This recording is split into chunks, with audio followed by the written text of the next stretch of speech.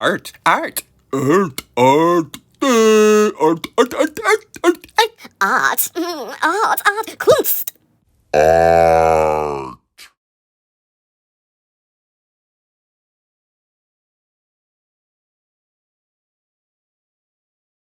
The one radiance shines through all things. The function of art, in a way, is to reveal through the object here the radiance, and that's what you get when you see the beautiful organization of a fortunately composed work of art. You just say, aha. Somehow it speaks to the order in your own life. This is a realization through art. Art, art, art, art, art, Kunst. Art. All of the evil in the world is because people do not understand art. All of the evil in the world is because people do not understand art. All of it. All of it. Because people do not understand art. If you sing the words to the Communist Manifesto, you get Imagine by John Lennon, one of the most beautiful songs ever written. If you apply the Communist Manifesto, you get Cambodia by Pol Pot, one of the most horrific events in all human history.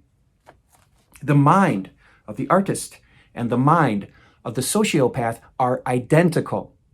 Carl Jung, they are identical.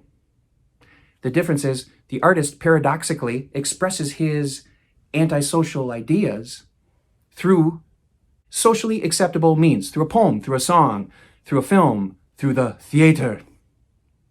Whereas the sociopath expresses his views in the physical world, on the physical plane.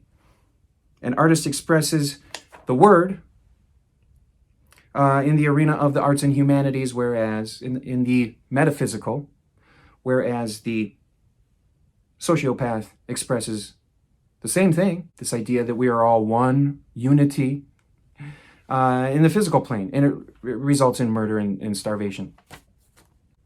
2,500 years ago, Socrates said, no man is capable of doing great evil without thinking that he is doing the right thing.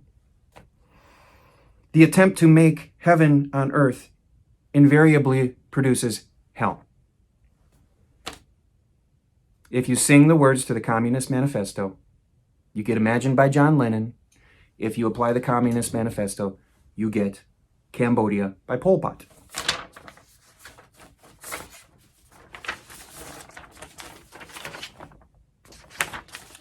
Imagine no possessions. From the Communist Manifesto. The theory of the communists may be summed up in the single sentence, abolition of private property. Yeah, abolition of private property is not a sentence, it's a dependent clause. And no religion, too. Religion is the opiate of the masses, the opiate of the people. We must abolish all religion so that the illusory happiness of religion can be replaced with the true happiness of communism. Right, comrade? Imagine all the people living life in peace. Look how peaceful they are. Look how peaceful they are. They're not even moving. And the world will live as one. Unity, uniform. Pol Pot's government issues everyone a black uniform. We all dress the same. That's some equity for you. That's equality of outcome. Eliminating all money and all currency. You get a little coupon book.